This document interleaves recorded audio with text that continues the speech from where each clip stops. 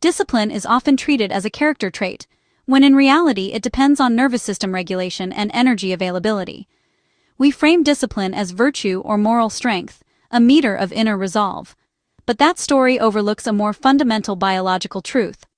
Sustained effort, focus, and consistency are not willpower alone. They emerge when the nervous system is regulated and energy is available. In regulation, higher-order brain functions come online: planning, impulse control, sustained attention. This is the biological soil from which discipline grows. When dysregulated by stress, threat, or exhaustion, executive functions are compromised. The brain shifts from long-term goals to immediate safety. This is an automatic physiological response, not a failure of will. Understanding this reframes discipline from judgment to biology.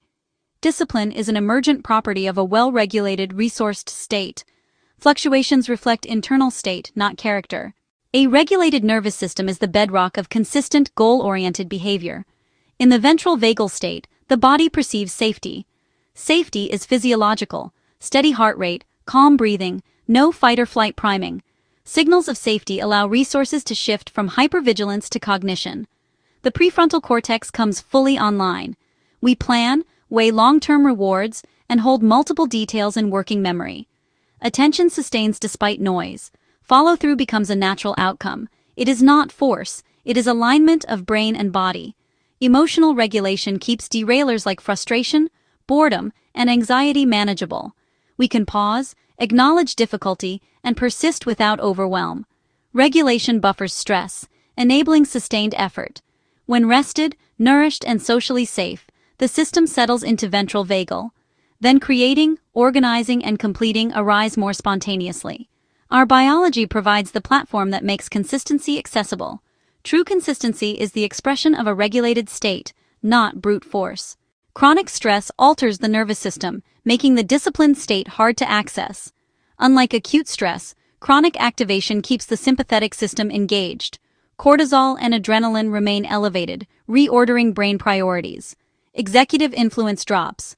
Threat detection grows dominant. The brain shifts from long-term planning to immediate problem-solving. It favors immediate relief, avoids threat, conserves energy.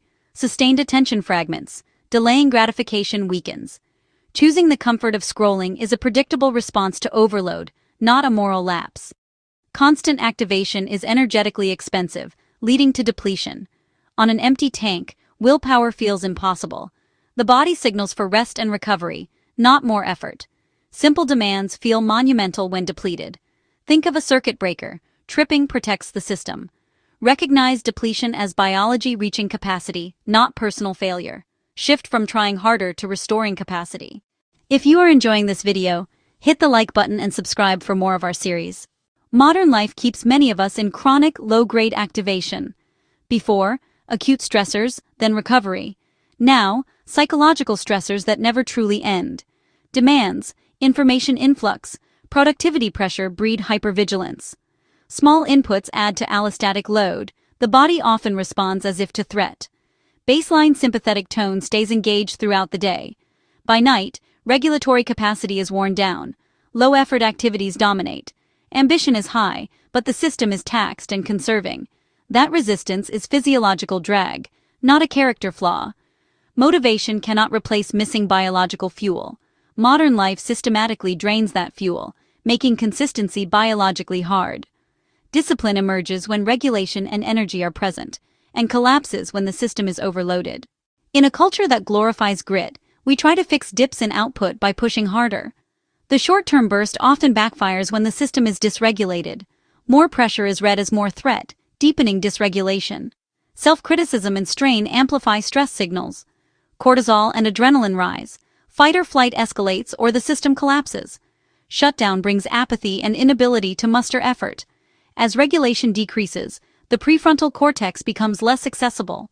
We try to force open a door. Biology is locking for protection. Burnout is often preceded by intense, forced effort that ignores signals. Eventually, the system trips into collapse. The solution is not more force, but recognizing overload and restoring capacity. True discipline is restored by restoring regulation, not by battling your own biology.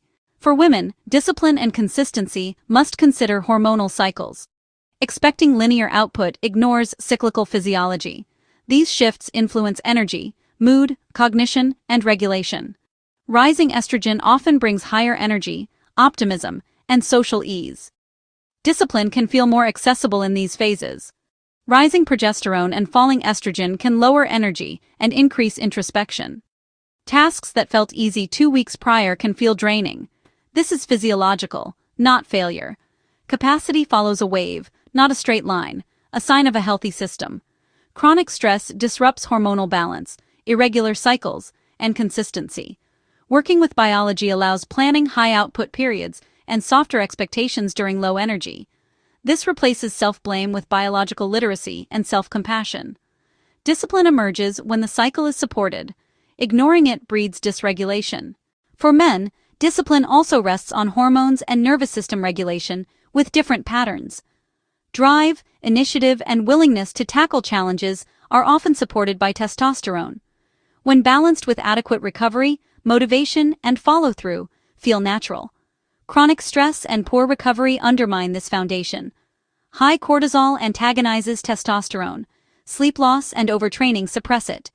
Behaviorally, reduced drive, numbness, lack of initiative.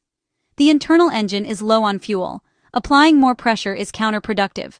Stress load increases and dysregulation deepens. In survival, energy is conserved. Long-term ambition is sidelined. The path back is intentional recovery, deep sleep, time in nature, disengaging, restorative activity. These are essentials for hormonal and neural balance, not indulgences. Discipline includes prioritizing recovery so natural drive and follow-through re-emerge. Ultimately, discipline is not a measure of worth, but a signal from the body. Its presence or absence reveals our internal state. When tasks flow, the system is regulated, resourced, and safe. We do not create discipline through force. We let it arise by tending to foundations.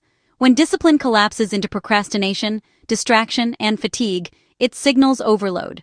The system is dysregulated and conserving energy or preparing for threat.